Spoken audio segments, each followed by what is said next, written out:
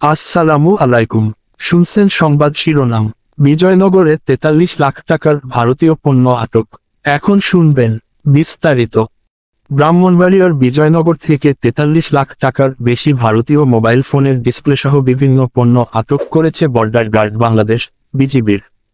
উদ্ধার হওয়া মোবাইল ফোনের ডিসপ্লেসহ ভারতীয় এসব মালামাল আখাউড়া কাস্টমসে জমা দেওয়া হবে বলে জানিয়েছে বিজিবির।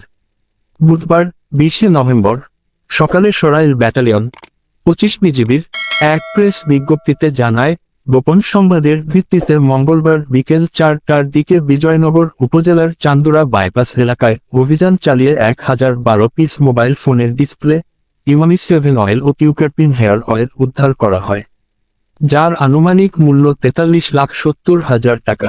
বিজিবির ২৫ ব্যাটালিয়নের অধিনায়ক লেফটেন্যান্ট কর্নেল ফারাহ মোহাম্মদ ইমতিয়াজ জানান, সীমান্ত দিয়ে ভারত হতে যে কোনো ধরনের চোরাচালানি মালামাল বাংলাদেশ প্রবেশ করতে না পারে সে ব্যাপারে সরাইল ব্যাটালিয়ন ২৫ বিজিবির বদ্ধপরিকর এবং অবৈধ চোরাচালানি মালামাল আটকে সরাইল ব্যাটালিয়নের ২৫ বিজিবির অভিযান চলমান থাকবে।